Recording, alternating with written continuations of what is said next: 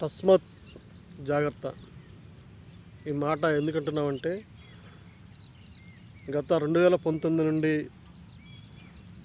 మరి 2022 వరకు ఎంత చేదు అనుభూతి అనిపించామో యావత్ ప్రపంచం మొత్తానికి కూడా తెలుసు.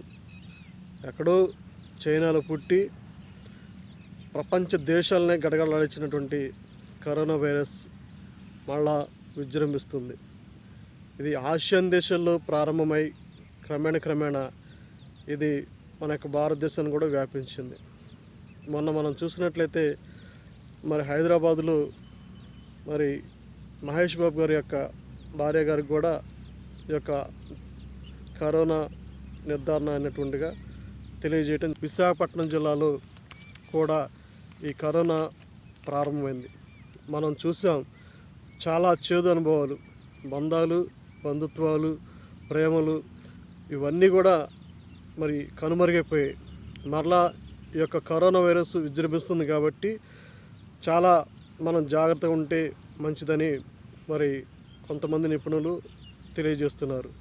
ఈ కరోనా మరి విశాఖపట్నంలో 22/5/2025 ఒక మహిళకు కరోనా పాజిటివ్గా వచ్చినప్పుడు వారు క్వారంటైన్ తీసుకెళ్ళి ఇవ్వడం జరిగింది. అదేవిధంగా 23/5/2025 నంద్యాల జిల్లాలో ఒక వ్యక్తికి కోవిడ్ పాజిటివ్గా నిర్ధారణ అయింది. ఆ వ్యక్తిని క్వారంటైన్లో తీసుకోవడం చాలా జాగ్రత్తగా వీలైనంత వరకు తగిన జాగ్రత్తలు కనుక తీసుకోగలిగినట్లయితే కరోనా నుండి మనం సేవ్ చేసుకోవచ్చు. దీనికి మనం చేయాల్సింది ఏంటంటే డిస్టెన్స్ వీలైనంత వరకు 3 మీటర్ల దూరంలో ఉండండి. లేదా ప్రతి ఒక్క సందర్భంలో బయటికి వెళ్ళి ఎక్కడికన్నా పోవాలనుకున్నప్పుడు వీలైతే వరకు మాస్క్ ధరించడం మంచిది.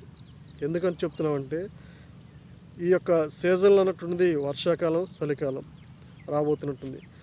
ఈ వర్షాకాలం సీజన్ రాబోతున్నప్పుడు అది ఇంకా విజృంభించడానికి చాలా అవకాశం.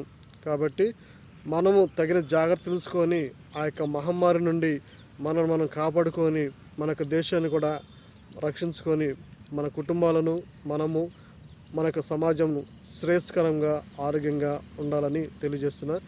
ఈ యొక్క వీడియోని వీలైనంత వరకు మీ యొక్క ఫ్రెండ్స్కు, స్నేహితులకు, శ్రేయోభిలాషులకు అందరికీ ఫార్వర్డ్ చేయండి. చాలా జాగ్రత్తగా ఉండండి. ఈ యొక్క కరోనా విజృంభణ అన్నటువంటిది ప్రారంభమైంది. అది మరి ఎలా వస్తుందో, ఏ ప్రాంతాలకు ప్రవేశిస్తుందో తెలియదు. కాబట్టి మన వంతు మనం జాగ్రత్త పాటించి మన యొక్క కుటుంబాలను శ్రేయస్కరంగా చూసుకుందాం. ఈ వీడియోని చూస్తున్న మీరు నచ్చితే ఒక సబ్స్క్రైబ్ చేయండి, ఒక లైక్ చేయండి, మీ ఫ్రెండ్స్కి ఫార్వర్డ్ చేయండి.